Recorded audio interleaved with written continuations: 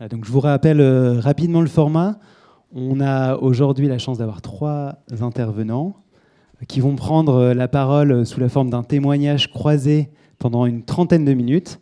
Et ensuite, on aura une dizaine à une quinzaine de minutes de questions-réponses. Donc, n'hésitez pas à vous mettre vos questionnements de côté pour pouvoir les adresser à la fin. Et donc, 45 minutes au total sur la prise de parole. Si ça vous va, si vous êtes prêts, on commence. Ok. Génial. Je suis vraiment ravi d'être là, de nouveau. Parce que, et ça me touche tout particulièrement, parce qu'en fait, la ferme familiale, dont je vous ai parlé tout à l'heure, est coopérateur Tereos depuis très très très longtemps. Tereos n'existait même pas encore. À la base, on était coopérateur Béguin. Et donc, avec mon grand-père, ça remonte.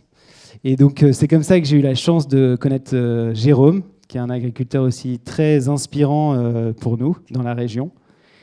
Et c'est d'autant plus important que la filière betteravière est une grande fierté française, on peut le dire. Une filière clé pour énormément d'industriels, par le sucre, la levure, on en parlait avec Marion, et l'alcool, pour les marques de cosmétiques qui étaient là tout à l'heure.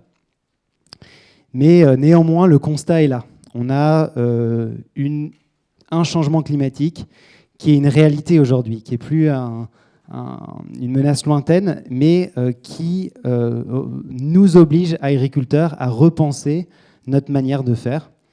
Et Jérôme en parlera, ces changements s'accélèrent sur le terrain, entre les décalages de fenêtres de semis, entre le stress hydrique l'été, entre la prolifération de nouveaux ravageurs, de nouvelles maladies.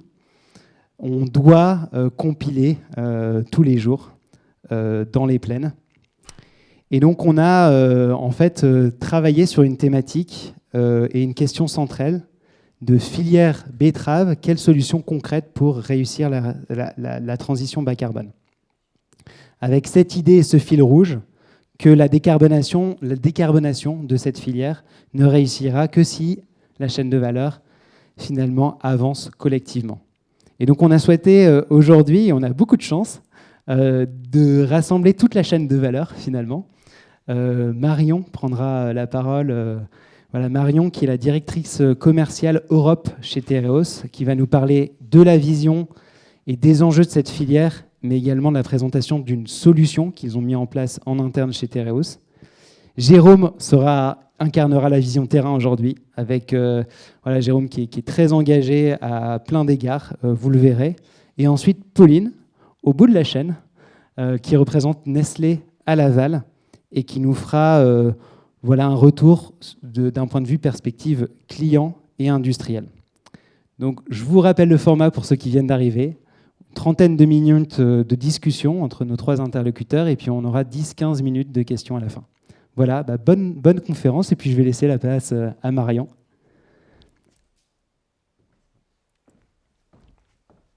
Qu'on peut applaudir, d'ailleurs. Tu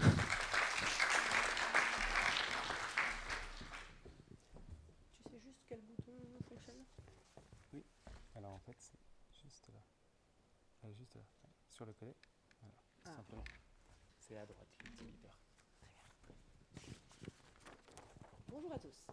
Ah. On va recommencer. Ah, tu peux faire mon micro, ça. Oui. Je pense que voilà. Ouais. Je vais recommencer. Bonjour à tous. Donc je vais me présenter en 2 mots et surtout vous représenter Tereos, parce qu'on a la chance chez Tereos d'être une coopérative agricole pour la filière betterave. On est également une industrie de première transformation. Et dans mon rôle au quotidien, j'oscille tous les jours entre l'offre et la demande dans le monde du commerce. Et on aura la chance effectivement aujourd'hui d'avoir et l'offre de l'agricole jusqu'à l'utilisateur représenté aujourd'hui par Pauline. Chez Tereos, effectivement, je m'occupe de l'ensemble des ventes. Donc, on est une coopérative sur la partie betterave. L'intervention, juste avant, a beaucoup résonné parce qu'on transforme aussi de nombreuses tonnes de céréales pour également offrir une solution d'ingrédients bas carbone, décarboné, on peut l'appeler de différentes façons, à l'ensemble de nos clients, mais aussi à nos consommateurs finaux, parce que comme vous le savez, chez Tereos, on a aussi des marques que vous retrouvez au quotidien, comme Béguincé pour le sucre de bouche.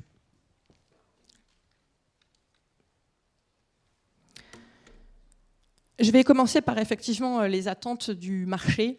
On a lancé effectivement une offre de produits bas carbone il y a quelques années. En 2023, j'ai pu faire cette première intervention lors d'une conférence sur le sucre et on a vu beaucoup de choses se structurer. Le contexte du bas carbone est porté par un cadre qui est de plus en plus exigeant, qui doit répondre à des exigences de mesure. On a entendu parler d'indices sur la biodiversité, de mesures d'émissions carbone. Il doit être piloté et il doit aussi répondre à tout un tas de reporting qui sont demandés aujourd'hui sur l'ensemble de la chaîne de valeur. On a donc chez Tereos essayé de comprendre, de décortiquer et de structurer notre démarche pour pouvoir vous accompagner tous au sein de cette longue transition. Nos clients sont effectivement de plus en plus engagés. Entre il y a 3-4 ans, quand on a démarré ces programmes, on a vu une réelle accélération sur les trajectoires de décarbonation, sur l'intégration de critères. On parlait beaucoup du scope 1 et du scope 2, qui est très facilement matériel, et aujourd'hui très développé sur la partie scope 3, sur l'agriculture régénératrice, jusqu'à la performance carbone dans les achats de nos clients.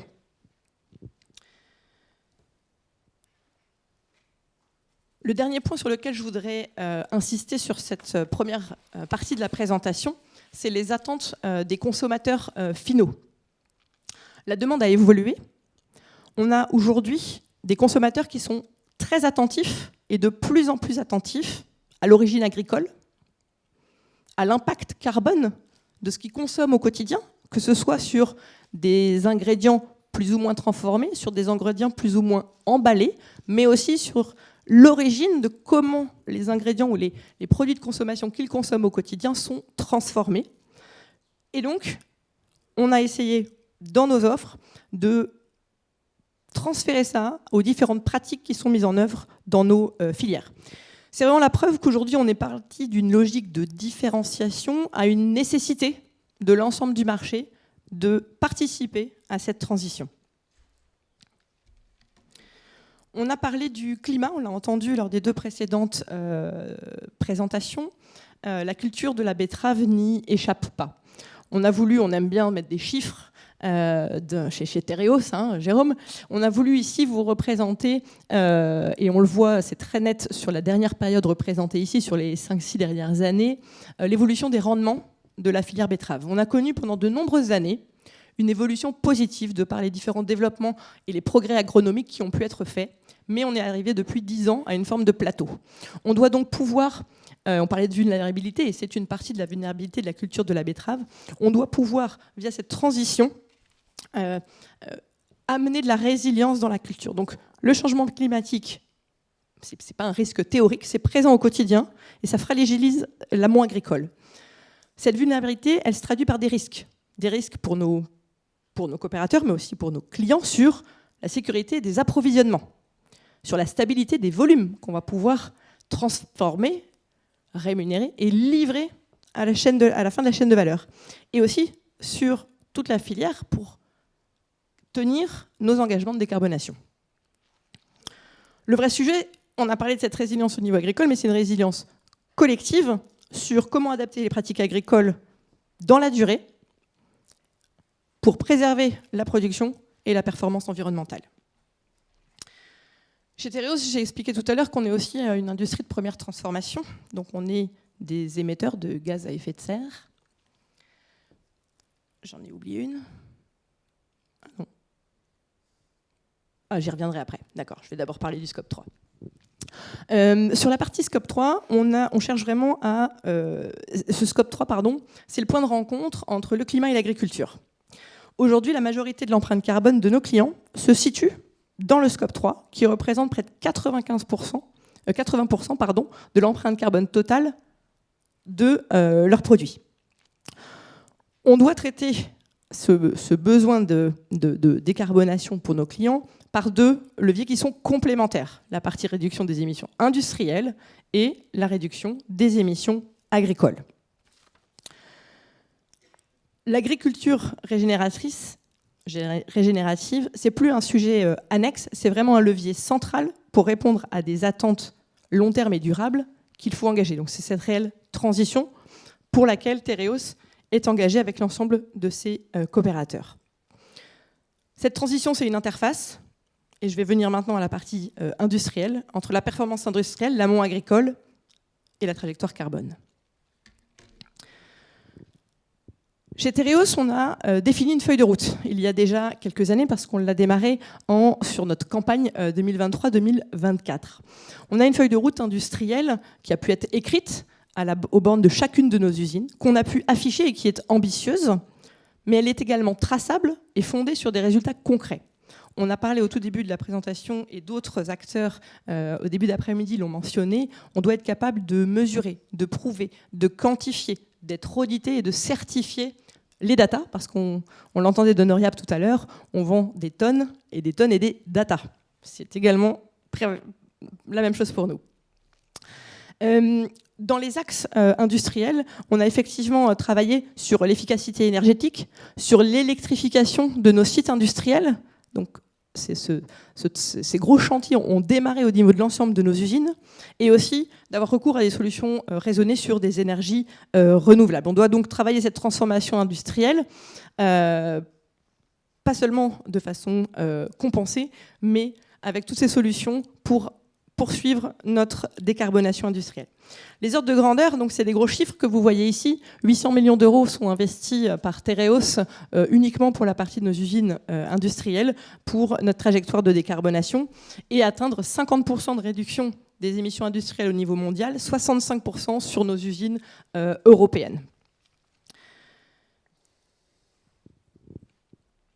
Cette décarbonation industrielle, on a voulu vraiment, comme j'expliquais, tracer toute notre feuille de route pour garder et garantir la rentabilité de nos activités, mais également la crédibilité face à nos clients.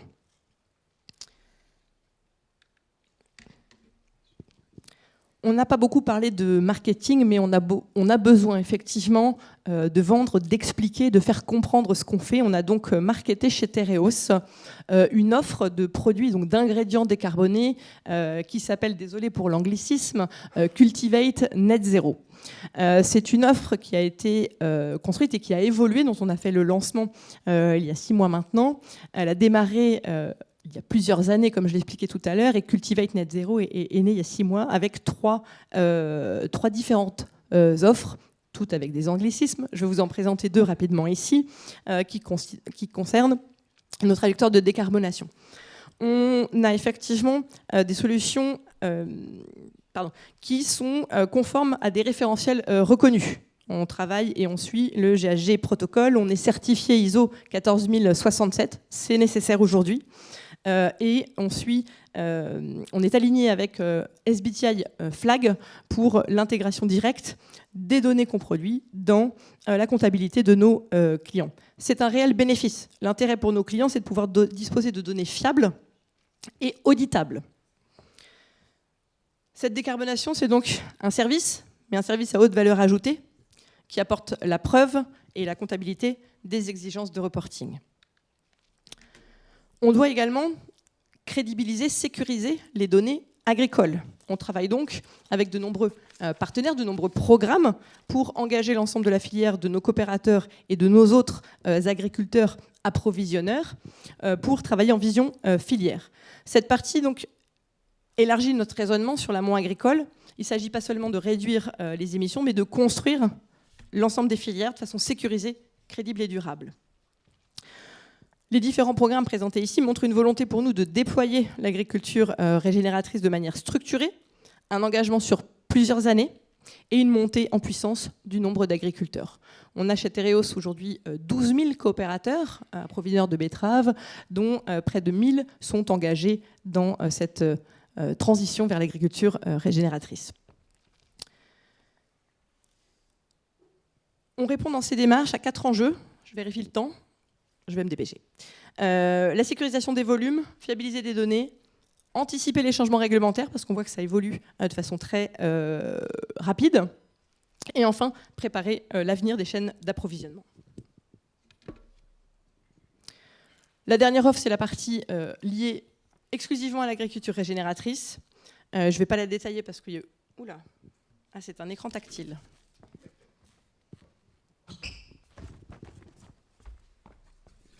J'arrive, non, c'est pas tactile. Ah, okay. C'est juste le pad. Pardon.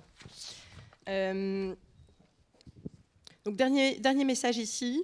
Pour conclure sur l'agriculture régénératrice, ce n'est donc pas seulement une ambition chez Tereos, c'est une offre structurée, capable de vous délivrer des données, qui est suivie dans le temps, qui engage de plus en plus de nos coopérateurs et capable de répondre à la fois aux attentes du marché et des exigences de nos clients.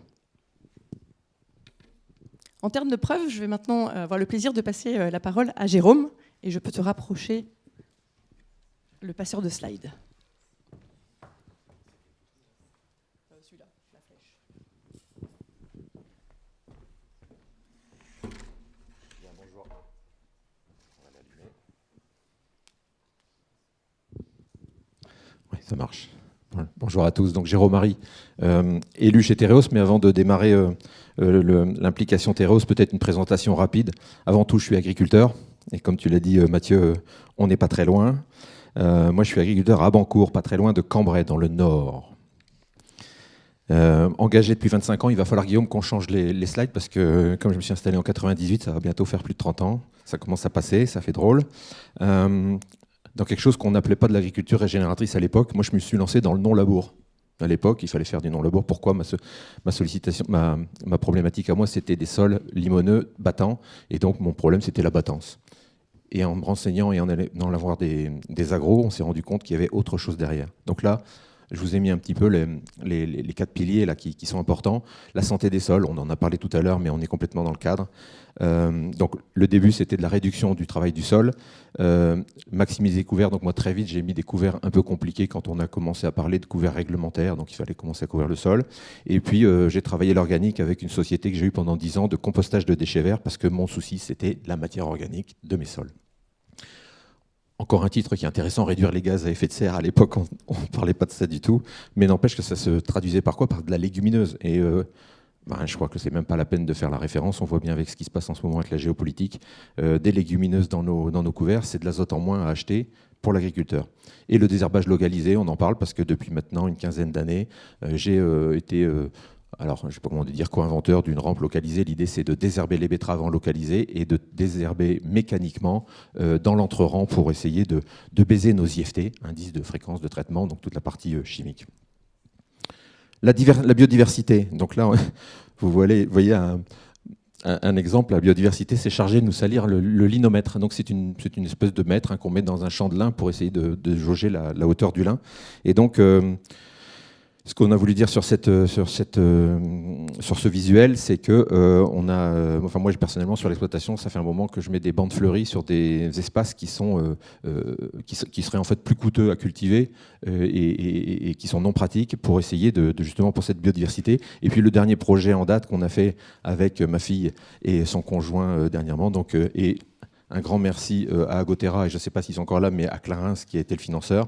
Donc en décembre dernier, on a installé 2,5 km de haies en intraparcellaire.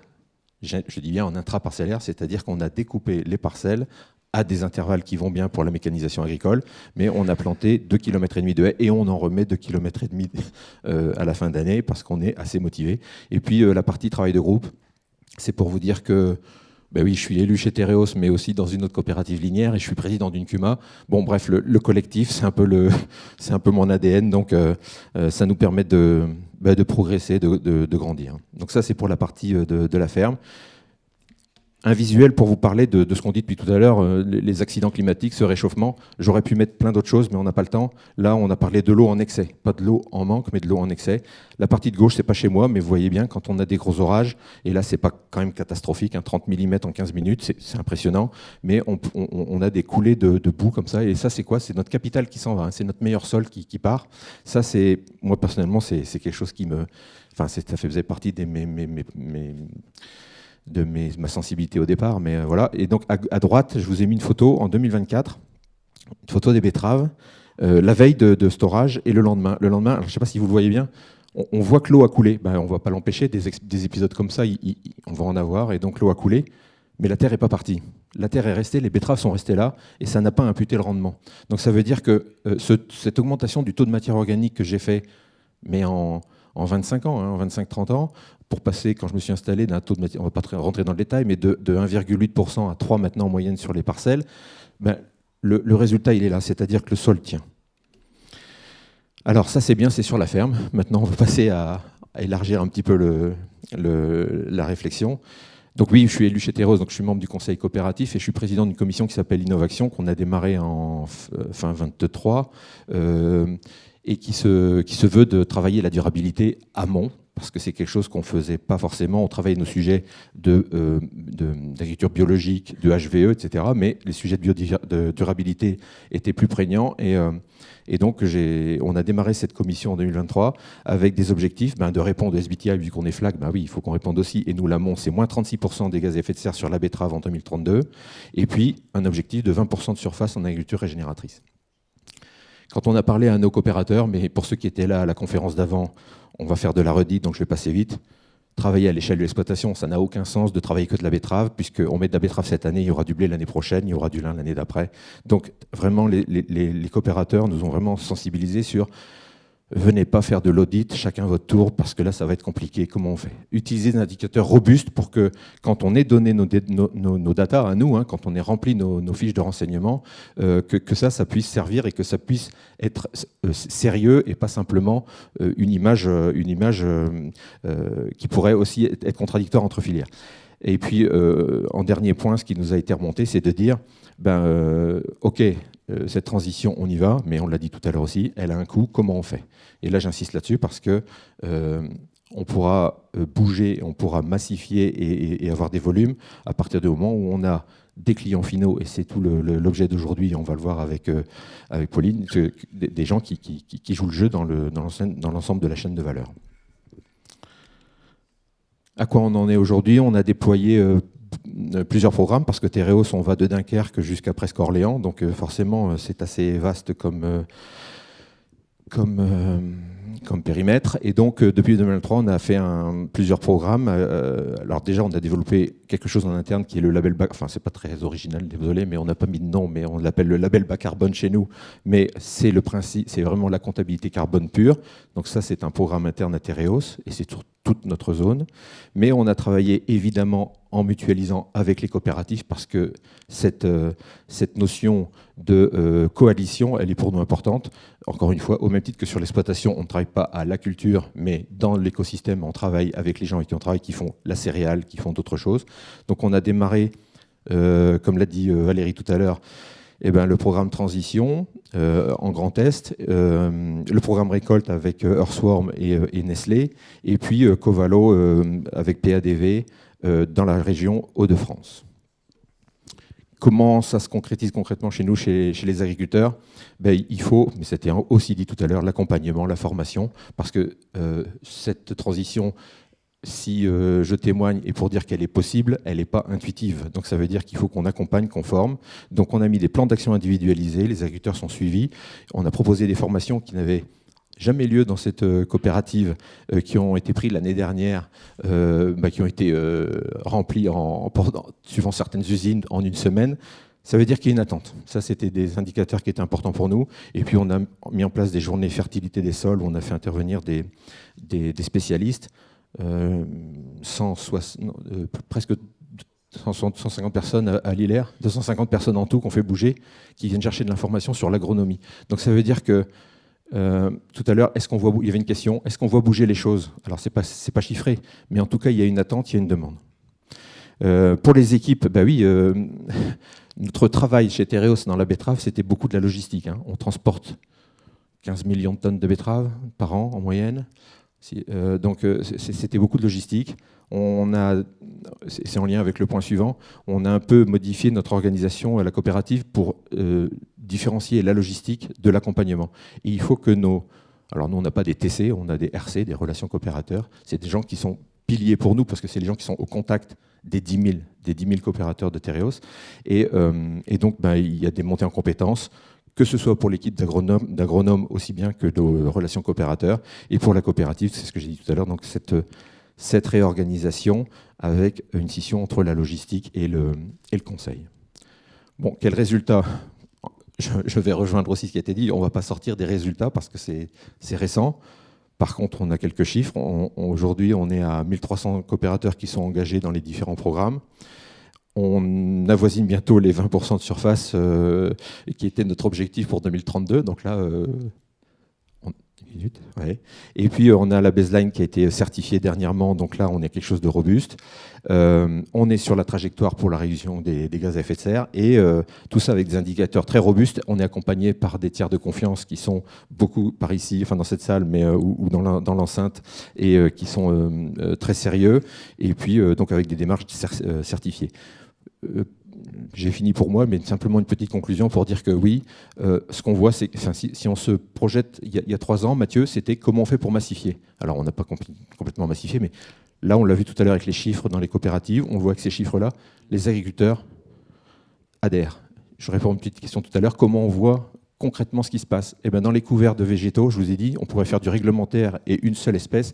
Moi, quand je roule et que je vois les champs de mes voisins, mais ailleurs, je commence à voir des gens qui mettent des couverts avec des mélanges, 4, 5, 6 espèces, avec des légumineuses. Donc ça veut dire que les gens commencent à bouger, ça va. Il faut qu'on accompagne. Maintenant, il faut qu'on ait l'amont qui aussi nous donne ce coup de main, parce que, ça a été dit tout à l'heure, tout ça, ça a un coût. Comment on fait pour arriver à financer nos primes filières? Nous, on est parti sur des primes filières chez Tereos.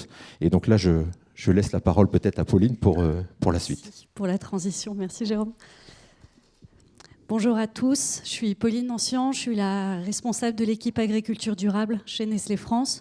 Donc on est en charge avec l'équipe de développer avec nos fournisseurs et nos agriculteurs partenaires des programmes d'agriculture durable pour nos approvisionnements en France. Je tiens à remercier les équipes Tereos et les équipes Agotera pour leur invitation. Et je suis ravie de vous présenter la démarche de Nestlé et pourquoi le travail en filière et même en collectif est absolument indispensable pour nous. Donc tout d'abord, je voulais juste vous replacer un petit peu le contexte pour vous redire Nestlé en France, quelques grands chiffres clés, parce que je pense qu'on est connu comme l'acteur agro-industriel mondial numéro 1. Mais je voulais vous refaire un focus vraiment sur la France. On a une empreinte locale particulière avec 13 usines, 16 centres de distribution, 4 centres R&D.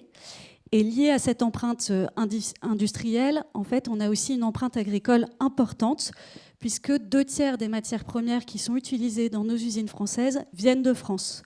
Donc on parle majoritairement de céréales, du blé, du maïs, de betteraves, évidemment, sucrières, mais aussi de la chicorée et du lait frais.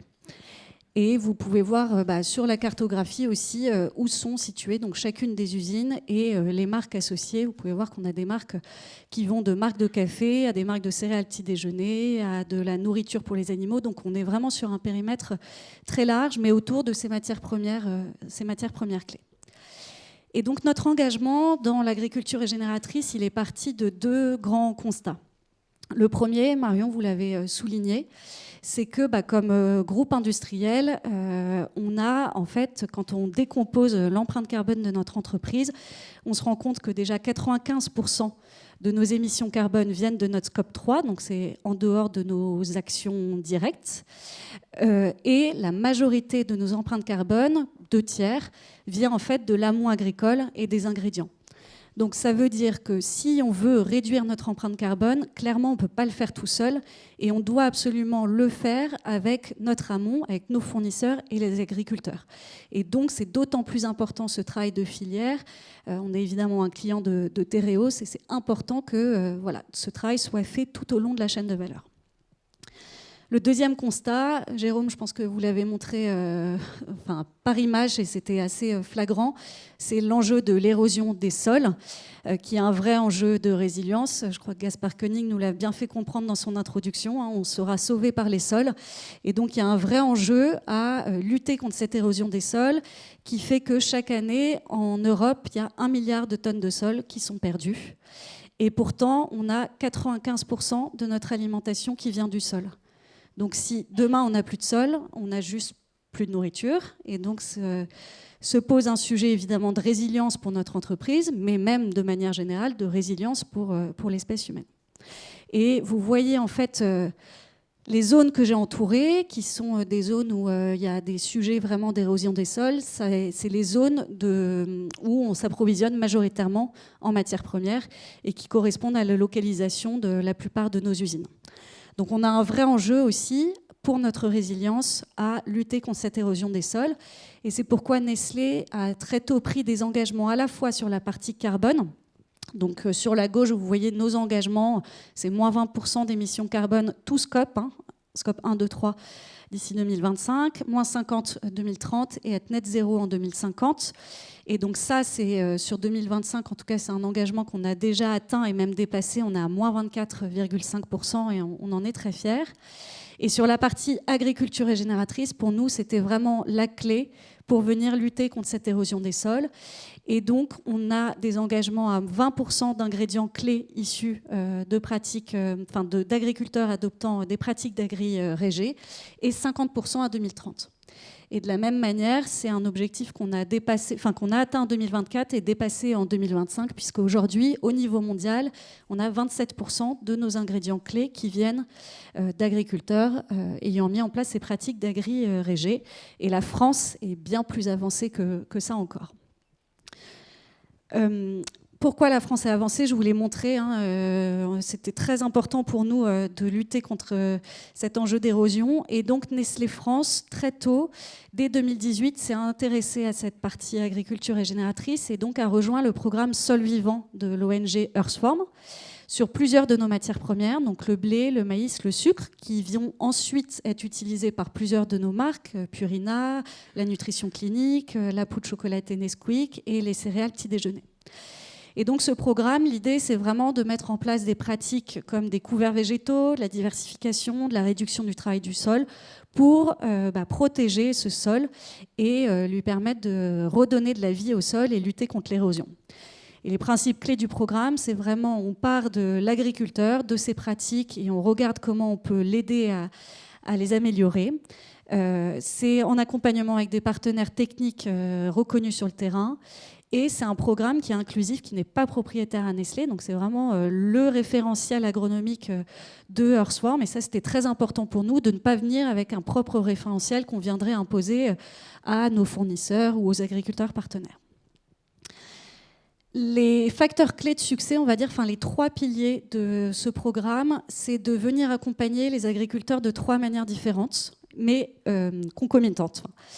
C'est à la fois des formations, donc de l'accompagnement technique, c'est de l'accompagnement évidemment financier, on en a parlé pour dérisquer les risques liés à la transition, et notamment ces risques économiques. Et puis, c'est aussi un engagement de long terme à 5 ans. Et ça, je peux vous dire que ça a été une petite révolution chez Nestlé quand on a commencé à mettre en place ces contrats à 5 ans, parce que forcément, ça change toute la stratégie d'achat, ça vous lie aux fournisseurs pendant 5 ans, ça enlève de la flexibilité, mais en même temps, on sait que c'est la clé pour assurer la résilience de nos approvisionnements. Et sur ces 3 leviers, pour moi, ces 3 leviers, ils sont indissociables. L'un ne marche pas sans les autres. Et donc, ça ne peut fonctionner que si les 3 sont joués ensemble.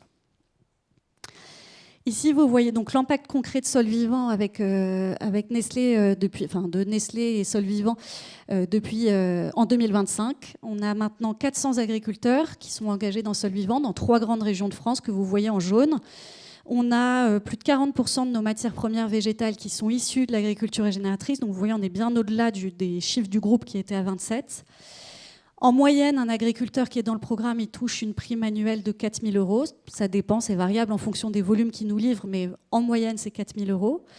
On a financé 300 heures de formation technique aux agriculteurs et on a aussi un gros volet agroforesterie dans notre programme et donc on a financé la plantation et l'entretien de 240 000 arbres depuis 2021. Donc voilà, un impact fort et un travail qu'on a vraiment réalisé en filière avec agriculteurs, fournisseurs, puisqu'on a actuellement 10 fournisseurs engagés, 400 agriculteurs et donc nous. Ensuite, on s'est posé la question, mais comment on peut aller encore plus loin en fait, dans l'impact et dans l'échelle qu'on peut avoir ? Et l'idée, c'était d'aller sur une approche collective. Puisque à date, nous, on valorise essentiellement, on achète essentiellement du blé, du maïs, mais la transition, on la demande à l'échelle de l'exploitation. Et donc, il y a d'autres cultures que les agriculteurs cultivent, mais qu'on ne valorise pas, nous, dans notre chaîne de valeur. Et donc, l'idée, c'était d'aller chercher d'autres entreprises qui pourraient valoriser d'autres éléments de cette culture. Et donc, c'est tout l'enjeu de la coalition Récolte que Jérôme a mentionné, qui est une coalition donc, dans les Hauts-de-France qui s'appuie sur les agriculteurs qu'on a pu accompagner depuis plusieurs années via le programme Sol Vivant. Mais on a maintenant de nouveaux partenaires avec nous. Donc, on a PepsiCo, qui vient, lui, valoriser le colza, et puis Tereos, bien sûr, qui vient valoriser la betterave sucrière. C'est donc une coalition avec 175 agriculteurs, 3 COP et négoces en grains, donc 3 entreprises. Et puis la particularité, c'est aussi que c'est vraiment un partenariat public-privé, puisqu'on a également eu des fonds de l'ADEME pour cette coalition. Et donc c'est vraiment une approche qui permet de bénéficier à tous les membres de la coalition, et en premier lieu aux agriculteurs, parce qu'on s'aligne tous sur le même référentiel technique. Donc, c'est-à-dire qu'on demande exactement la même chose sur le colza, sur le sucre, sur les céréales. Et donc, on a une facilité, on a une seule collecte de données et pas une collecte de données pour chacune des cultures. Donc, on a vraiment une simplicité pour l'agriculteur. Grâce au fonds public de l'ADEME, on peut aussi mettre à disposition de l'agriculteur un support technique individualisé. Donc, chacun de ces agriculteurs a un plan d'action pour son exploitation. Et évidemment, il y a la valorisation de plusieurs cultures et non plus uniquement les primes filières qu'on pouvait verser. Je fais juste un petit appel parce que c'est une coalition qui a été lancée l'année dernière, qui est ouverte et dynamique. Il y a aussi d'autres cultures dans la rotation qui ne sont pas encore valorisées. Je pense à de la pomme de terre, à du lin. Donc si certains d'entre vous dans la salle sont intéressés aussi pour en savoir plus et rejoindre la coalition, n'hésitez pas, ça sera gagnant pour les agriculteurs. Et j'en finis parce que il y a un dernier, quand on parle de chaîne de valeur, donc il y a effectivement l'agriculteur, la coop, l'industriel, mais derrière, il y a quand même l'aval encore, et il y a encore des étapes, il y a le distributeur et le consommateur. Et nous, chez Nestlé, on est convaincus qu'on a un rôle en étant un intermédiaire entre le monde agricole et les consommateurs, qu'on a un vrai rôle de valoriser tous les efforts qui sont faits par les agriculteurs dans les champs auprès du consommateur pour le sensibiliser à ces sujets et pour lui donner envie qu'il y ait une préférence pour des produits produits en France à partir d'ingrédients français et cultivés avec des pratiques qui sont bénéfiques pour nos sols et l'environnement. Donc on a plusieurs de nos marques qui prennent la parole. Je vous ai mis quelques exemples de Friskies. Chocapic aussi depuis plusieurs années prend la parole sur les paquets pour les enfants de céréales en campagne presse. Et puis c'est aussi très important qu'on intègre les distributeurs qui sont un maillon essentiel de la chaîne de valeur. Et donc, on participe notamment au champ des rencontres de Carrefour, où on invite des clients de Carrefour, des consommateurs Carrefour, à venir dans les champs et à venir rencontrer les agriculteurs avec qui on travaille pour leur faire découvrir leurs pratiques et les sensibiliser à ces pratiques. Merci. Voilà pour moi. Pauline. Marion, est-ce que tu souhaites peut-être conclure en 1 minute? Parce que je suis sûr qu'il y a quelques questions dans l'audience. Alors, je pense que tout est dit sur cette slide, étant donné que l'importance aujourd'hui, c'est d'agir ensemble dans cette transition, que ce soit au niveau agricole, au niveau de la première transformation et au niveau des utilisateurs. Donc ma conclusion sera très courte et je vais laisser le temps aux questions. Merci Marion, merci à tous. On peut les applaudir.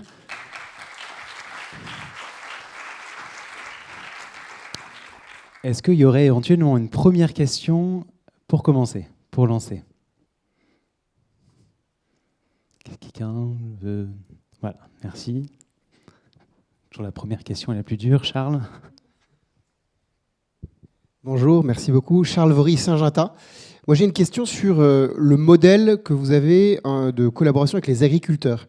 On constate qu'il y a un peu c'est pas une forme d'intégration de l'amont agricole, puisque vous allez mettre des cahiers des charges, etc. Est-ce que vos entreprises, Tereos et Nestlé, travaillent aussi sur les technologies d'innovation au service de l'agriculture? Je pense à la génétique, à des intrants innovants, à des semences, pour aider les agriculteurs à aller plus vite dans cette direction.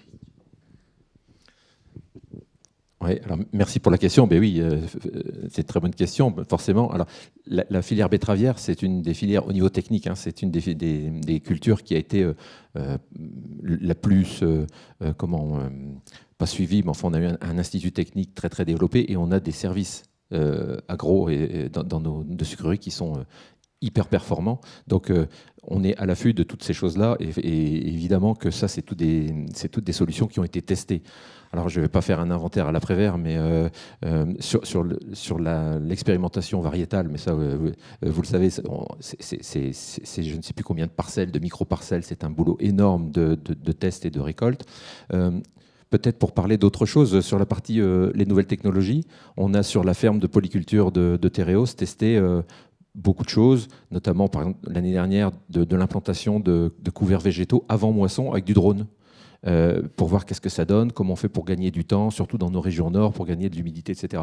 On a testé un système qui s'appelle EcoRobotics. Ça, c'était un peu plus vieux. On a fait un test pendant 3 ans avec la société EcoRobotics pour tester du désherbage ultra localisé pour essayer de mettre moins d'intrants et d'avoir des résultats de désherbage qui sont super efficaces. Donc, ouais, enfin, au niveau de Tereos, en tout cas, le pôle recherche et le pôle accompagnement de tout ce qui peut être présenté, parce que des demandes, tout à l'heure, j'ai quelqu'un qui est venu me voir aussi en disant « Ah ben on fait du biocontrôle ». Ben oui, moi j'ai orienté sur notre responsable agro qui est là aujourd'hui en disant « Ben oui, il faut qu'on teste ces choses-là, on est ouvert, je ne sais plus combien de solutions sont testées tous les ans chez nous, mais il faut être à l'affût parce que forcément le monde change et de ce côté-là aussi, sur les moyens de production, il faut qu'on accompagne ».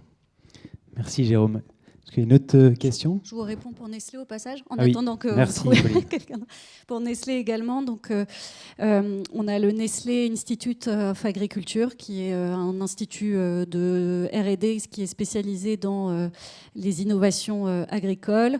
Je vous montrais sur la carte, on a 400 R&D en France, par exemple. Il y en a un qui est spécialisé sur le café, donc qui fait, par exemple, des expérimentations sur des différents plants de café et de génétique de café. On a des fermes expérimentales à travers le monde. Donc oui, on investit dans la recherche et on utilise aussi les nouvelles technologies d'ores et déjà dans nos programmes. Je pense notamment dans le programme Sol Vivant et Récolte, on utilise les satellites avec l'entreprise Carmap pour notamment mesurer la durée de couverture dans les fermes.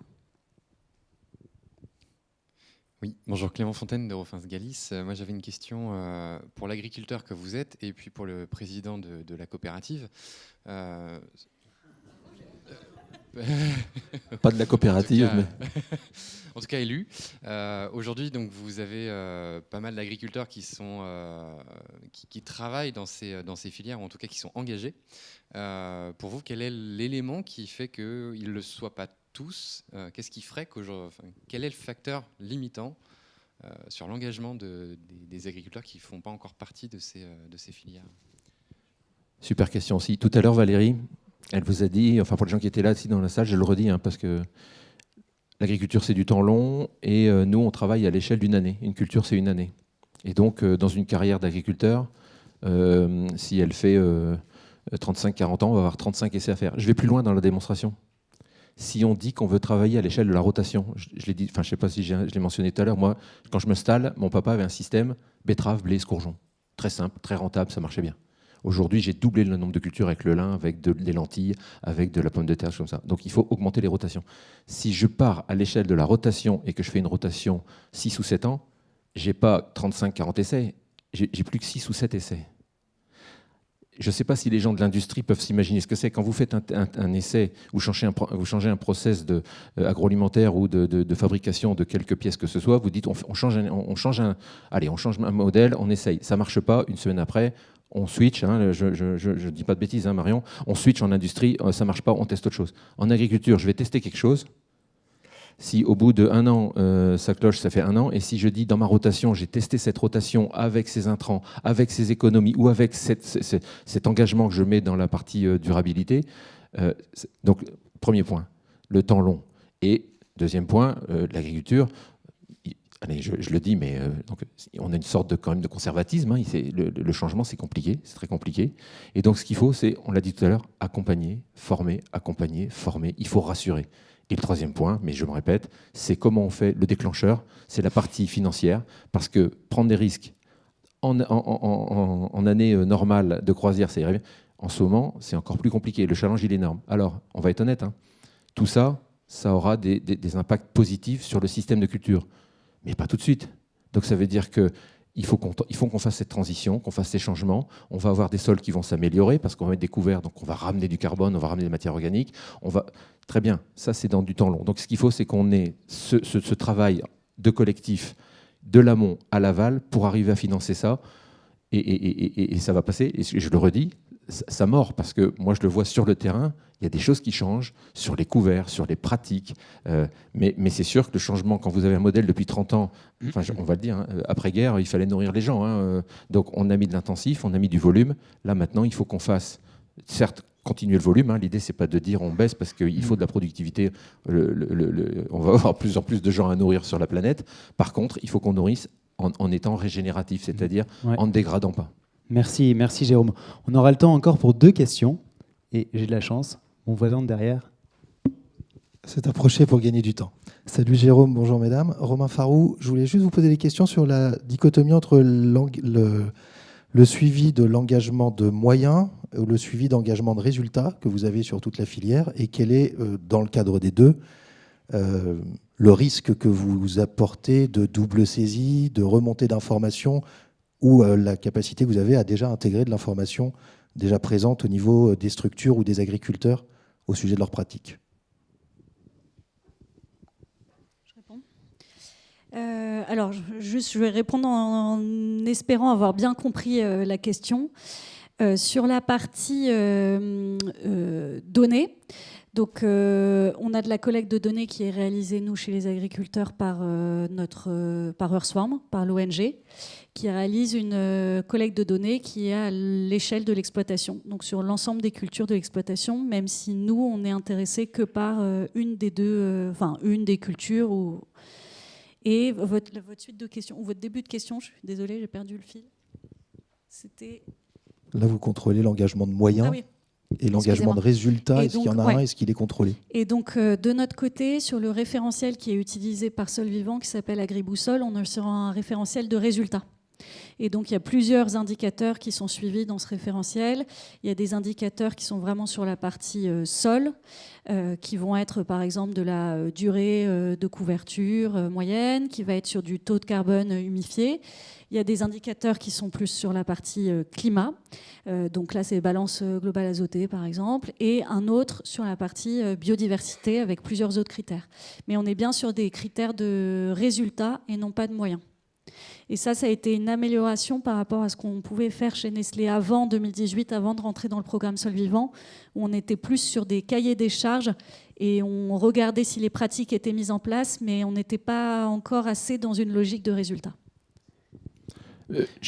Rapidement, chez Théo, c'est le même fonctionnement. Aujourd'hui, un agriculteur qui souhaite s'engager dans un programme, on fait un audit, on fait un diagnostic, et après, tous les ans, il est audité, et on voit l'évolution qui se passe, et la rémunération, elle est en fonction du travail, du chemin parcouru.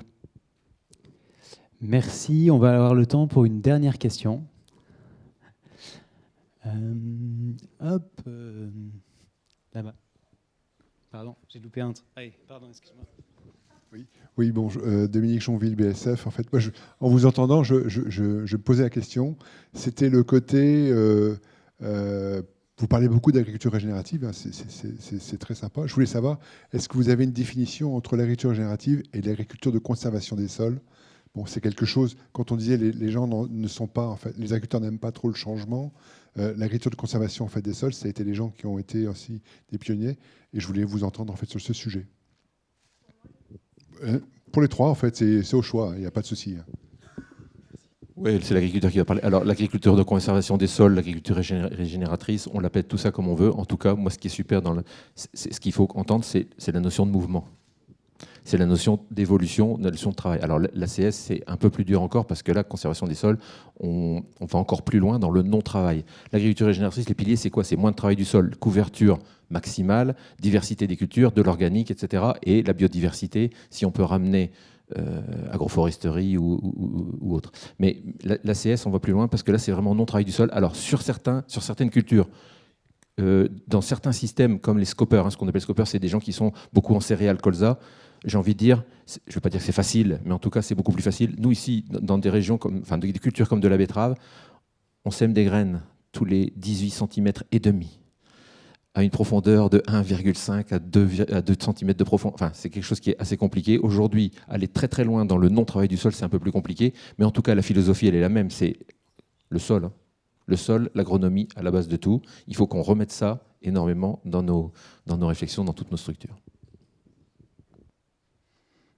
Est-ce qu'on termine sur cette définition ? Un grand merci en tout cas d'avoir été là. On peut les applaudir, effectivement. Merci.